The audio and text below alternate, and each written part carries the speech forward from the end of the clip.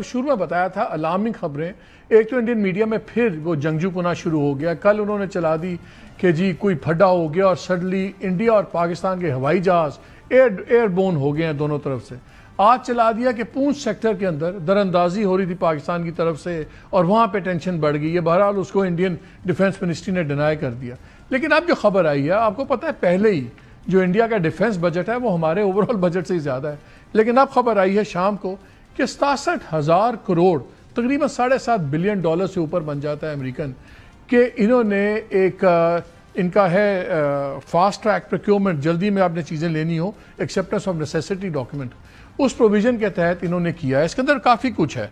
इसके अंदर आपके ये नए ड्रोन्स ले रहे हैं, लॉन्ग एंड्योरेंस के, मीडियम रेंज के, अपने ब्राह्मोस और उसके सिस्टम्स को अपग्रेड कर रहे हैं, अपने मिसाइल सिस्टम्स को अपग्रेड कर रहे हैं। एक पूरी लिस्ट है जो लगता है बड़ी पाकिस्तान स्पेसिफिक लिस्ट जिसको आप कहते हैं। इवन इन्फेंट्री के अंदर जो इनके रशियन कैरियर्स हैं, इन्फेंट्री कैरियर्स, उनके अंदर लेटेस्ट टेक्नोलॉजी ला रहे हैं, नाइट विजन, सब कुछ, जो एक बहुत बड़ा एक नया इंडिया आ रहा है कि कुछ हालात इस तरफ जा रहे हैं। इसी पे बात करेंगे कि क्या मतलब है पाकिस्तान का, इसके लिए कितनी खतरे की घंटी बज रही है। Major general Zahid Mahmood retired हमारे साथ हैं। अस्सलाम वालेकुम।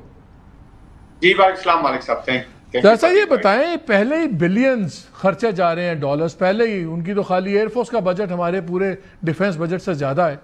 अब ये एक और $7.5 बिलियन की एडिशन आ गई है और ये बड़े ही पाकिस्तान स्पेसिफिक चीज़ें लग रही हैं। मसलन ये जो एक इनको जो ब्राह्मोस का fire control system and launchers and upgradation of Barak 1 defence system, ये integrated air command and control system, इसको अपग्रेड करना, सब कुछ बहुत ज़्यादा एयरफोर्स रिलेटेड चीज़ें भी हैं और मिसाइल रिलेटेड हैं। कितना पाकिस्तान को इससे हमारे लिए ख़तरे में इजाफा होता है?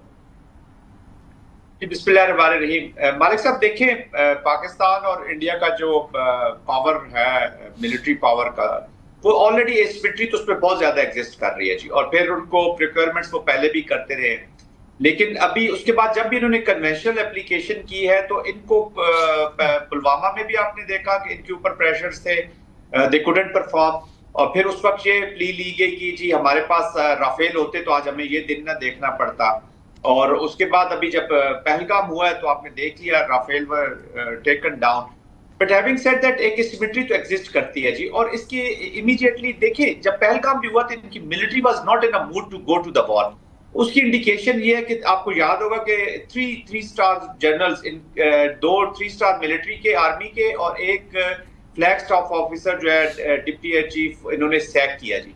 तो आई एम श्योर कि उन्होंने जरा सच सामने रखा होगा, क्योंकि स्ट्रेटेजिक ट्रूथ की कमी है, एक स्ट्रेटेजिक जो अंडरस्टैंडिंग ऑफ द वॉर है उसकी सीरियस कमी है। लेकिन जनरल साहब एक सेकंड, जब आप सैक करते हैं तो इसका मतलब आपने उनको सैक किया जो आपके साथ सहमत नहीं थे।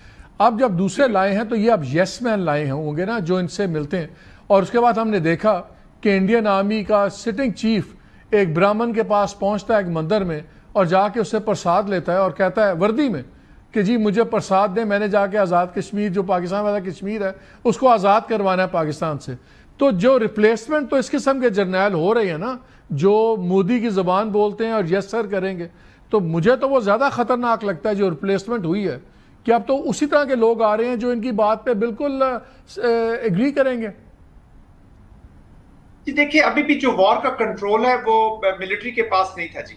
वहां पे उनकी जो पॉलिटिकल लीडरशिप की एप्लीकेशन हुई, आप आई एग्री 100% विद यू। ये जो इस वक्त उनकी मिलिट्री है, ये परफॉर्म कर रही है as a militant wing of the Sangh Parivar. Let there be no doubt. अभी देखिए ना, किसी भी दुनिया की मिलिट्री में इस तरह का मैंने पहली दफा ही देखा। जो सीडीएस है वो रिटायरमेंट के 1.5 साल के बाद आके पता चला कि ये तो बड़े जी कैपेबल थे, बड़े ये जबरदस्त स्ट्रेटेजिस्ट थे, और हमने इनको मिस कर दिया, आपने उनको सीडीएस बना के बिठा दिया। तो उनकी मिलिट्री भी जो ड्रॉ कर रही है ऑर्डर्स, वो संघ परिवार से कर रही है। इस वक्त डीप स्टेट की एप्लीकेशन और सेफ्रनाइज्ड एप्लीकेशन इतनी डीप चली गई है कि ये जो उनके पॉलिटिकल ऑब्जेक्टिव्स हैं आरएसएस के और बीजेपी के, उनकी अचीवमेंट में उन्होंने वॉर को एक लीड इंस्ट्रूमेंट और पॉलिसी बना लिया है। देखिए, मोदी की जो पर्सनैलिटी सामने आई है, ये कॉन्फ्लिक्ट को बढ़ाना चाहता है, ये ज्यादा फ्रिक्शन में, इवन कन्वेंशनल डोमेन में ज्यादा बिलीव करता है as compare to Doval. Doval जो आपको याद होगा, ऑफेंसिव डिफेंसिव स्ट्रेटजी की बात करते हैं, लॉन्ग टर्म एप्लीकेशन की बात करते हैं, ब्लीडिंग की बात करते हैं थ्रू प्रॉक्सीज एंड टेररिज्म। तो वो भी चल रही थी, लेकिन मोदी ने अपना जो ह्यूब्रस एटीट्यूड है, अपना उनके पॉलिटिकल ऑब्जेक्टिव्स है, आप तो किसी से ढकी छुपी बात नहीं। और ये वो कमेंट्री है जो हम पाकिस्तानी नहीं कर रहे थे, इंडियन मीडिया ने भी थोड़ी सी शुरू कर दिया, बट इंडियन अपोजिशन सब देखिए